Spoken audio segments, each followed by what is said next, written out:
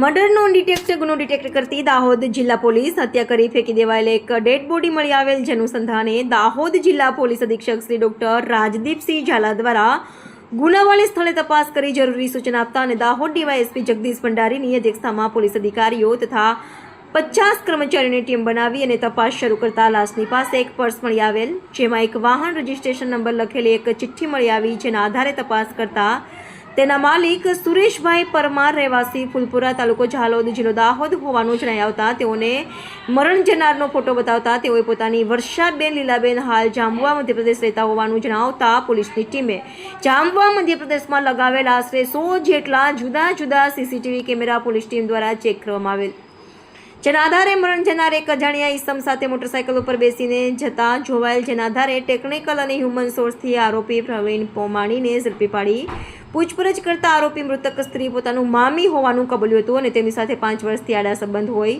હવે પ્રવીણ તેમની દીકરી સાથે વાતો કરતો હોય, જે આધારે વર્ષાબેને તેને ધમકી આપી વાતો કરવાની ના પાડતા પ્રવીણને પોતાની મામીને ફોસલાવી કલ્યાણપુરા ચોકડીથી લઈ પિટ્ટોલ પહોંચેલ, તેથી આરોપીએ બજારમાંથી ઓઝારોની દુકાનમાંથી એક ચપ્પુ લઈ અને સંતાડી દીધેલ. ત્યાર પછી દાહોદના આસપાસના ગામડાઓમાં ફરી અને ભીખ માંગેલ અને રાત્રિનો સમય થતાં તેઓ બંને જૂની આરટીઓ કચેરીના અવાવરા ઓરડામાં આવી થોડી વાતો કરી અને પછી સૂઈ ગયા અને રાત્રિના 3 વાગ્યે પ્રવીણા ઉઠી અને તેના મામી વર્ષાબેન ઉર્ફે લીલાબેનનું ગળું ચપ્પુથી રેંસી નાખી આસપાસની જાડી ઝાખરામાં ચપ્પુ નાખી અને ફરાર થઈ ગયેલો હતો, જેને દાહોદ પોલીસને માત્ર 36 કલાકમાં શોધી કાઢી જેલ ભેગો કર્યો હતો. રિપોર્ટર યોગેશભાઈ દરજી, દાહોદ.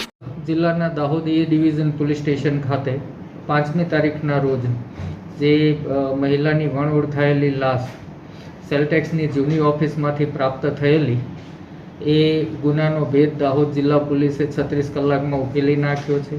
મરણ જનાર મહિલાનું નામ લીલાબેન ઉર્ફે વર્ષાબેન વાદી, જેઓ હાલ ઝાલોદ ખાતે રહે છે. તેમનું આ જે મર્ડર જે છે એ તેમના જ ભાણેજ પ્રવીણ પોમાણી વાદી નાઓએ કરેલું છે.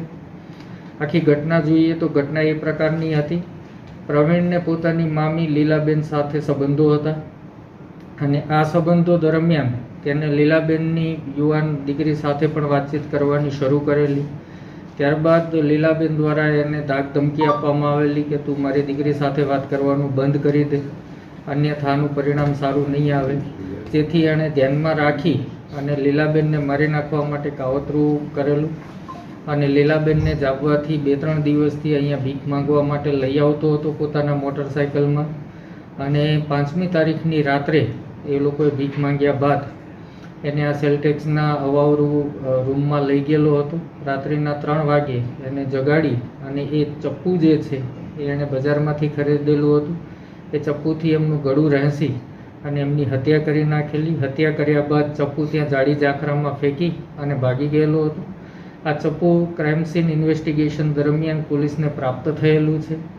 આ ઉપરાંત લીલાબેનના પાકીટમાં જે પૈસા હતા એ પૈસા પણ લઈ ગયેલું, એ પૈસા પણ બરામદ થયા છે.